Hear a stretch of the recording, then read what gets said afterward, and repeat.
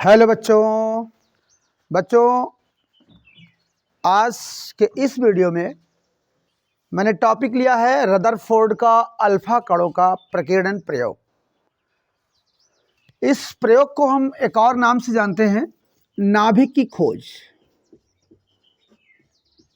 नाभिक की खोज। बच्चों आप सभी जानते होंगे कि एटम के अंदर उसके सेंटर में नाभिक होता है जिसमें प्रोटॉन और न्यूट्रॉन पाए जाते हैं। तो इस नाभिक की खोज किस प्रकार हुई, किसने की, इस बात को आज हम इस वीडियो में समझेंगे। और ये वीडियो क्लास 9th के लिए मैंने बनाया है। क्लास 9th में ये टॉपिक है और क्लास 11th में भी ये टॉपिक है। तो क्लास 9th और क्लास 11th दोनों के लिए ये टॉपिक मैंने बनाया है। ध्यान से देखें, इस प्रयोग को रदरफोर्ड ने किया सन 1911 ईस्वी में। किस तरह किया, ध्यान से देखेंगे। तो रदरफोर्ड ने सन 1911 ईस्वी में सोने की पतली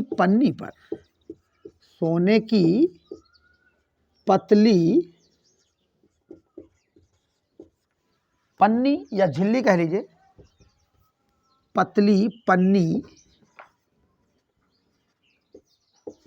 पर अल्फा कणों की बौछार कराई। अल्फा कणों की बौछार कराई। तो जब रदरफोर्ड ने सोने की पतली पन्नी पर अल्फा कणों की बौछार कराई तो क्या देखा? बच्चों यहाँ पर एक प्रश्न उठता है कि रदरफोर्ड ने सोने की पतली पन्नी का प्रयोग क्यों किया? तो इसका कारण है कि सोना अर्थात गोल्ड बहुत ही मुलायम धातु है। इसकी बहुत पतली से पतली पन्नी बनाई जा सकती है। पन्नी जितनी पतली होगी उसके अंदर जो परमाणु होंगे वो उतने ही ज़्यादा स्पष्ट होंगे, क्योंकि आप सभी जानते हैं कि सभी पदार्थ, जितने भी पदार्थ हैं, सब छोटे छोटे कणों से मिलकर बने होते हैं, जिन्हें हम परमाणु कहते हैं। तो उस पन्नी में परमाणु होंगे और उस परमाणु के अंदर क्या है इसकी जानकारी करने के लिए, इसका अध्ययन करने के लिए रदरफोर्ड ने इस एक्सपेरिमेंट को किया। तो क्या किया रदरफोर्ड ने? सोने की पतली पन्नी पर अल्फा कणों की बौछार कराई। क्या देखा इन्होंने? ध्यान से देखेंगे। मान लीजिए कि ये एक एटम, आप जानते हैं कि एटम लगभग गोलाकार होते हैं। तो जब इन्होंने सोने की पतली पन्नी पर अल्फा कणों की बौछार कराई तो देखा क्या? इन्होंने देखा कि अधिकांश अल्फा कण परमाणु को बेध कर पार निकल जाते हैं। कुछ इस तरह से इन्होंने देखा कि ज़्यादातर जो अल्फा कण थे वो परमाणु को बेध कर उस पार चले जाते हैं। अब इससे इन्होंने क्या निष्कर्ष निकाला? तो रदरफोर्ड ने इस एक्सपेरिमेंट से ये निष्कर्ष निकाला कि ज़्यादातर अल्फा कण उस पार चले जाते हैं, मतलब उसको बेध कर निकल जाते हैं। इससे परमाणु का अधिकांश भाग खोखला है। समझ में आई बात? परमाणु का अधिकांश भाग खोखला है। चलिए और क्या देखा? इन्होंने देखा कि कुछ अल्फा कण परमाणु के लगभग मध्य में टकराकर, कुछ इस तरह से देखें, कुछ अल्फा कण परमाणु के लगभग मध्य में टकराकर 90 अंश मतलब 90 डिग्री या उससे अधिक पर मुड़ जाते हैं। क्या देखा?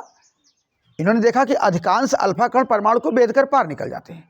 इससे इन्होंने यह निष्कर्ष निकाला कि परमाणु का अधिकांश भाग खोखला है। और क्या देखा कि कुछ अल्फा कण परमाणु के लगभग मध्य में टकराकर 90 अंश या उससे अधिक पर मुड़ जाते हैं। इससे इन्होंने निष्कर्ष निकाला कि परमाणु के लगभग मध्य में कोई सघन भाग है, कोई डेंस एरिया है, कोई घना भाग है। फिर क्या देखा? इन्होंने देखा कि बहुत कम अल्फा कण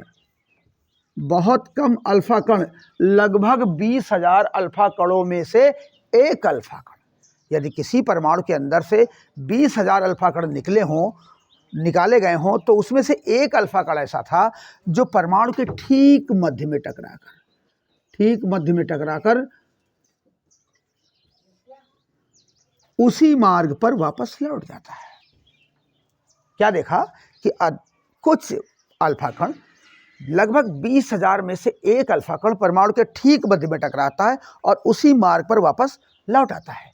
इससे इन्होंने यह निष्कर्ष निकाला कि परमाणु के ठीक मध्य में कोई धनावेशित भाग है जो कि दृढ़ है किंतु अति सूक्ष्म है। रदरफोर्ड ने इसे नाभिक नाम दिया क्योंकि ये धनावेशित है। इसको क्या कहा? नाभिक। इसे नाभिक नाम दिया। अब वापस क्यों लौटता है? क्योंकि ये अल्फा कणों पर भी आप जानते हैं कि 2+ चार्ज होता है, और यहाँ पर चूंकि अल्फा कण वापस लौटते हैं, इसका मतलब यहाँ पर पहले से कोई धनावेशित भाग उपस्थित है। यही रीजन है कि अल्फा कण उसी मार्ग पे वापस लौट आते हैं। तो रदरफोर्ड ने इस धनावेशित भाग को, जो कि दृढ़ है अर्थात कठोर है किंतु बहुत छोटा है, बहुत सूक्ष्म है, इसे ही रदरफोर्ड ने नाभिक नाम दिया। तो बच्चों बात समझ में आ गई? रदरफोर्ड ने क्या देखा कि जब सोने की पतली पन्नी पर अल्फा कणों की बौछार कराई तो क्या देखा कि अधिकांश अल्फा कण परमाणु को भेद कर पार निकल जाते हैं। इससे इन्होंने यह निष्कर्ष निकाला कि परमाणु का अधिकांश भाग खोखला है। और क्या देखा कि कुछ अल्फा कण परमाणु के लगभग मध्य में टकराकर 90 अंश या उससे अधिक पर मुड़ जाते हैं। इससे इन्होंने निष्कर्ष निकाला कि परमाणु के लगभग मध्य में कोई सघन भाग है। तीसरा पॉइंट क्या है कि बहुत कम अल्फा कण, लगभग 20,000 अल्फा कणों में से एक अल्फा कण परमाणु के ठीक मध्य में टकराकर उसी मार्ग पर वापस लौट आता है।